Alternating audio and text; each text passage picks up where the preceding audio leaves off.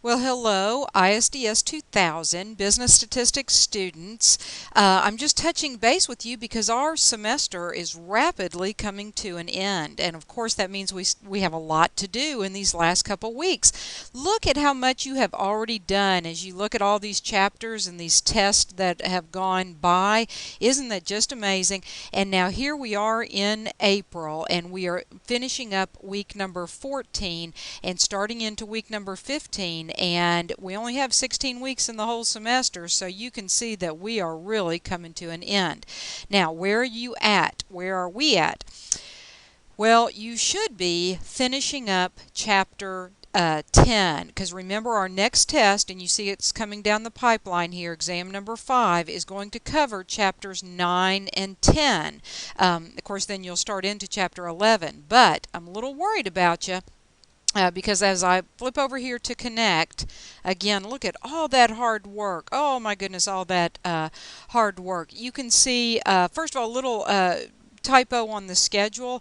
It looked like these assignments for chapters 9 and 10 were due on the 12th, but you see you have until the 19th. Some of you should be very, very thankful for that, because as I go over here to the reports, and let's see, and this is where I kind of keep tabs on you. Here's chapter 9. Only 7 folks have started that. The average is not as high as it needs to be, and I'm really concerned because nobody, at least as far as I can see here, has started chapter 10. Now, I'll tell you, some of these chapters, sometimes the sort is very strange, but no. Oh!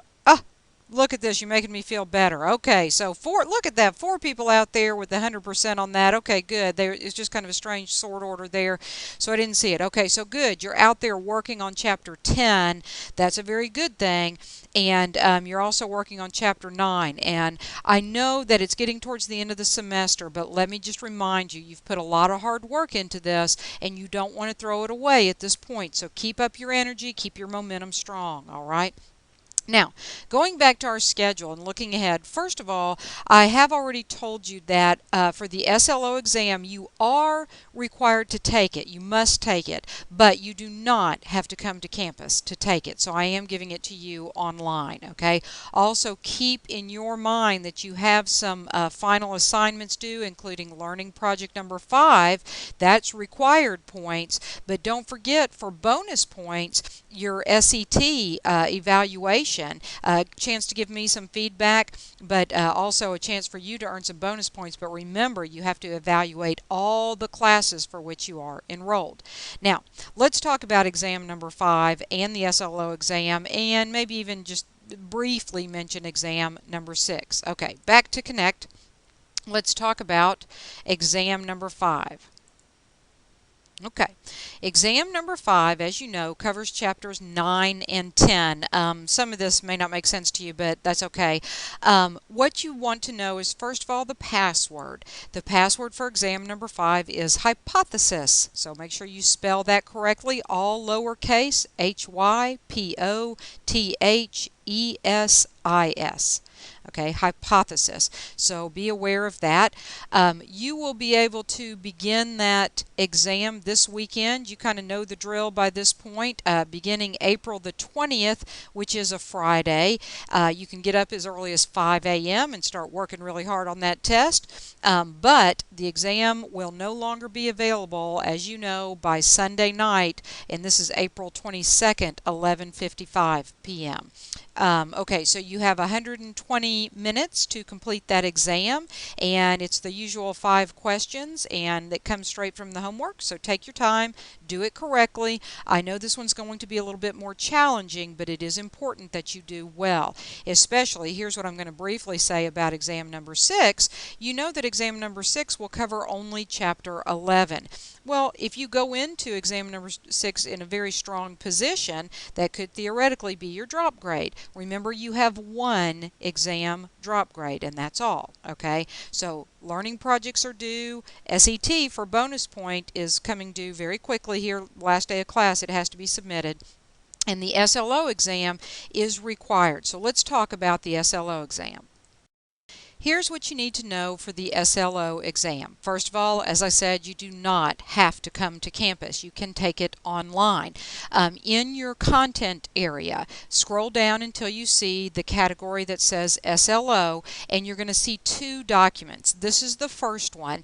This is a general set of instructions that are provided to the faculty to distribute to the students. Okay, what it says is, first of all, and this is extremely important, once you begin this exam, the time clock cannot be stopped, and you have one attempt, and your instructor does not have the ability to give you a second attempt. So it is very important that you plan to complete this 15-question multiple choice quiz, and of course you've been practicing for it, but read through these instructions. You have to go into the My Southwest system.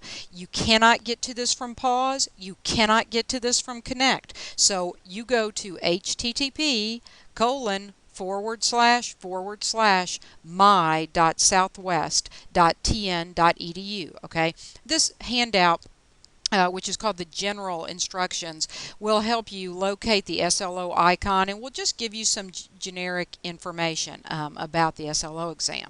Okay, now also in the content area of Pause, I have given you some more detailed information. First of all, here's the reminder that you must start with the My Southwest system. Okay, you're going to log in, you'll see the SLO icon. Now, you know better than to cheat, so I don't need to talk to you about that, because that's just ridiculous on a 15-question multiple choice quiz that you've been studying for all this semester, right? Plus you can practice for it. I gave you the practice test, so please, okay, you can do this. Now, you will be asked to enter a password. The password is quite simply 1234. You just type those numbers in, 1234. Okay, now you don't have any old time you want to take it. You have to take it. You can get in there anywhere from Sunday, April the 22nd through Tuesday, April the 24th. Now that's a little different than the schedule that you're normally used to, so mark that on your calendar. You have 90 minutes. I do not think it will take you that long, but I don't know, so mark off that block of time, okay? And sometime between Sunday, April 22nd, and Tuesday, you're going to use 90 minutes sometime during that window of availability to complete the test. You have one attempt, I've emphasized that already, but please understand that once you type in that password, it does not matter if lightning strikes, if a crater falls to earth, you have one attempt. Okay, now, what can you expect when you get in there? You can expect to see 15 multiple choice questions. This is a 15-point quiz, so around about a homework grade. Okay, the questions count 1 point each. Upon submission, you will know your grade immediately, but you're not allowed to see the questions. I am sorry about that, but this is a standardized test, and it's important that the questions are not released. So unfortunately, you will not get to see the answer to that. Okay? So, going back to the schedule, you've got some homework due on the 19th, which is just in a couple days, so that gives you this week to finish up chapters 9 and 10. If you worked on it early, that's okay, right? Make sure you've submitted Learning Project 4, hit the ground running on Learning Project 5. You are required to take the SLO exam. You are not required to come to campus, but you are required to take the exam. You will have exam number 5 here that's barreling down on us, and our final test, which will basically be over the final exam week, and I'll talk to you more about these dates, will be exam number 6 there, okay, which will cover chapter 11. All right, thank you very much, and I'll attach some information to send to you, and of course you've got the content area of Pause to review, and that will give you all the information you need. Thanks very much. Keep working hard. Don't blow it at this point.